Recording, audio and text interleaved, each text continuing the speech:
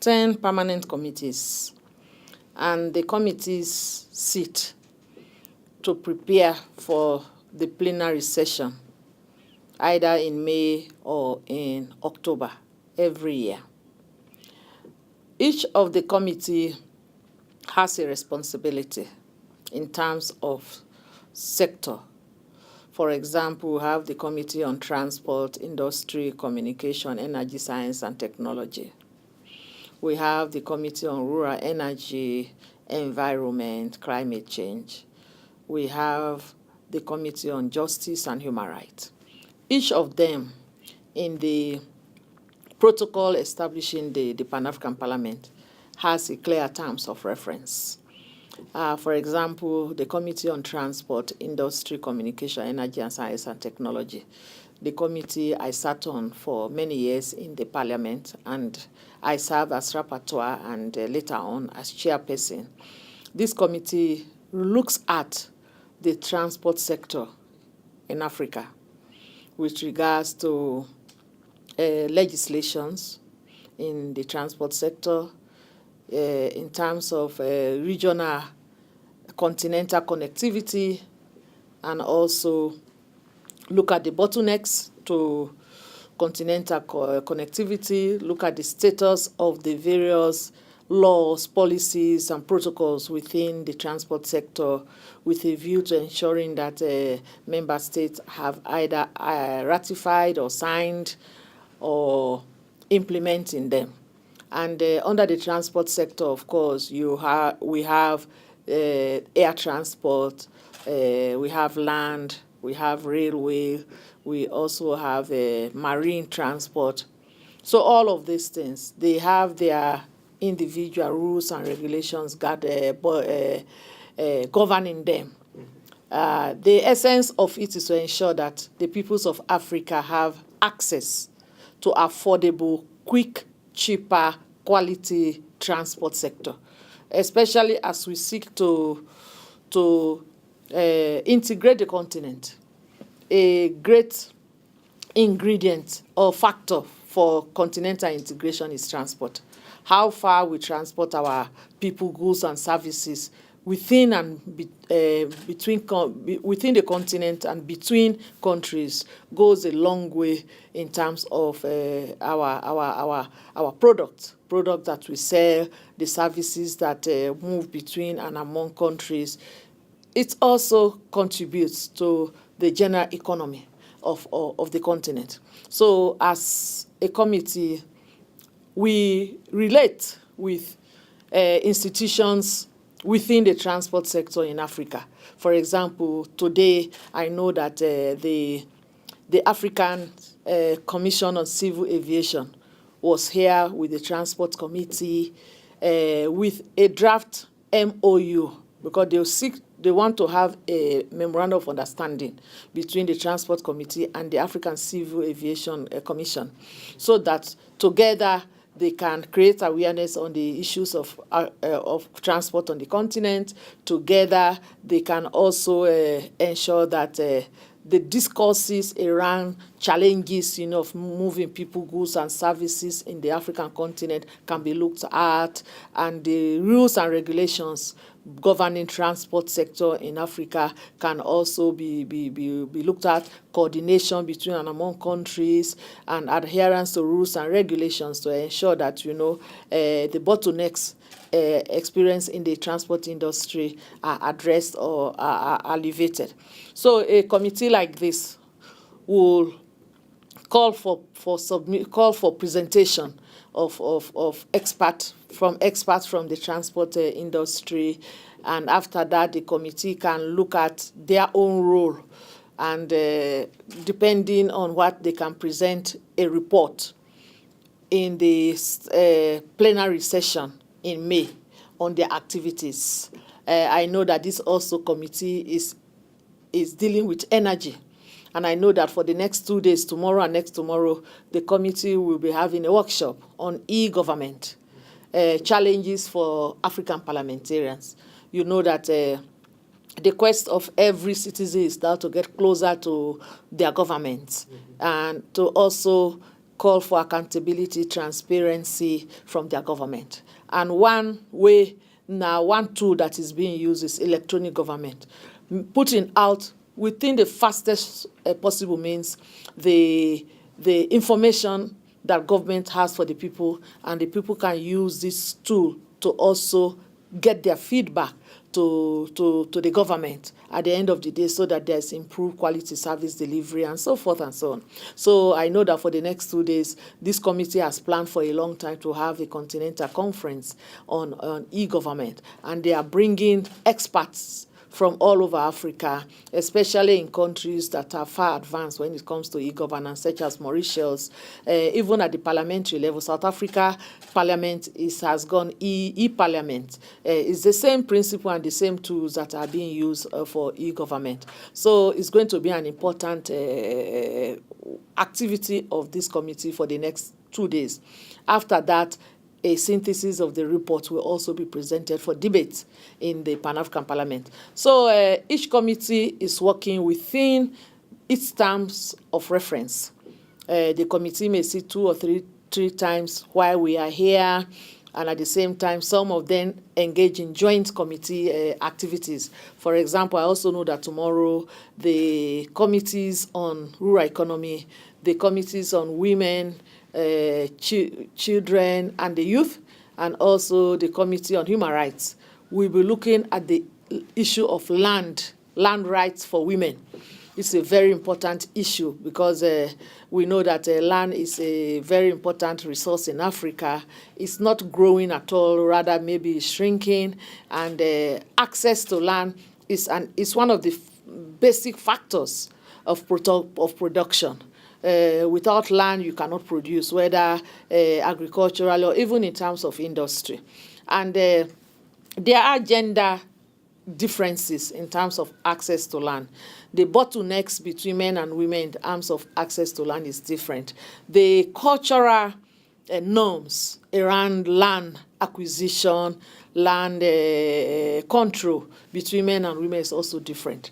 But given that Africa is a female farming system par excellence, in which women dominate the agricultural sector, then it's important that the access to land is not a bottleneck, because if they cannot own or control land, then it becomes very difficult for them to invest, especially in long-term agricultural projects. So we have land policies in Africa that are now being that are looking at how do you also improve on the gender dimension of land policy, so that men and women can become productive.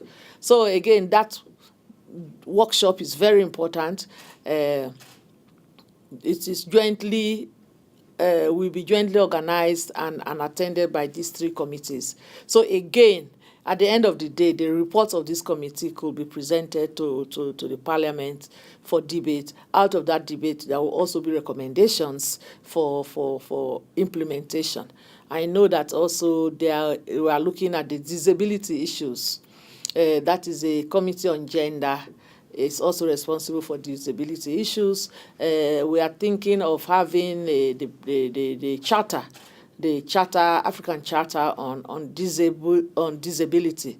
You know that disability is increasingly becoming an important issue from the point of view of rights, access to resources, but especially as Africa is embroiled in wars, the people that are disabled as a result of conflict is also increasing, and it's the percentage is increasing, and therefore their rights are also human rights. But we see that if you are a disabled person, you are doubly disabled, because if you are a woman, you are disabled maybe from 3 dimensions. Generally, women are disadvantaged.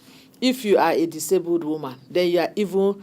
If you are disabled, you are disadvantaged. But if you are a disabled woman, you are also disadvantaged. So this is an issue that we are also looking at. There's a UN Convention on Persons with Disability, and we countries need to sign and ratify that convention, but you go beyond that to also promulgate your own domestic laws. But at the African continental level, we also have to now take into consideration the particular African needs of our African disabled persons. It may not be the same as maybe a disabled person in the Europe or disabled person in America, wherein the facilities have been developed over the years and they have very good laws, very good facilities for disabled persons. It may not be the same in Africa. And their needs may also be different between men and women, between the different age groups. So it's good that Africa also have its own perspective on disability issue. So that one also is an important workshop that will be taking place within the few days coming. And again, the recommendations from that workshop, which will be facilitated also by the requisite department of the African Union, and also bringing in other institutions so that there is a very good understanding on the issue, what has been done, what are the challenges, and what needs to be done. So in essence, the committee meetings are really a preparatory meeting for the bigger plenary, and the committee in these meetings are also expected to come up with their annual plans, to review what they have been able to do and what they can do, and the bottlenecks in effective implementation of their committee activities. So these are all the activities that we expect from the committee. At the end of the day, after the committee meetings, then the documents will be prepared, sent to the members before time, so that before they leave their homes, they have got the committee meetings and the minutes, so that these are also, when we come back again before the plenary, these reports are looked into, they are fine-tuned, they are interpreted into the different languages, and then they are presented in the plenary. At the end of the day, the plenary will come up with recommendations, resolutions for adoption on the various committee reports. The Constitutive Act was established. It has also established the Pan-African Parliament as the legislative arm of the African Union. At its inception, the Pan-African Parliament was to be an advisory body as a new institution, so that within the 5 years that they will serve as an advisory body, they would have put in place all the requisite institutional, human, and logistical resources for them to now transform from an advisory body to a legislative body. It's now 10 years since the Pan-African Parliament existed, that is in 2014, and the need for the revision of the protocol became urgent, and for several years the Pan-African Parliament was involved in debates leading to the drafting of the new protocol, the draft protocol. This one was tabled before the heads of state in Malabo about 2 years ago, I think, in 2014, and it was adopted with several amendments. But for it to come into effect, it has to be signed and ratified by 28 countries. So far, the Pan-African Parliament is rolling out the advocacy plan for the ratification of the protocol. And if the protocol is ratified and it becomes now into force, then it will give a bigger mandate to the Pan-African Parliament. And now as a legislative body, they will take on more legislative work, development of model laws, and even oversight of some of the African Union activities, the budget of the African Union. But it will also expand their mandate, for example, on fact-finding missions. They will be the voice of the African people in a more strategic way as it is now.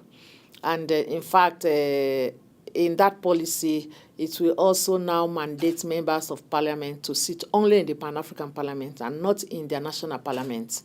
Because when we sit in both our national parliament and the Pan-African Parliament, we sometimes find ourselves in conflict with our responsibilities. Sometimes you have important work in your constituency or in your country, and then that demand can conflict with the work in the Pan-African Parliament. So sometimes you have to be juggling between your Pan-African Parliament role and that of your constituency role.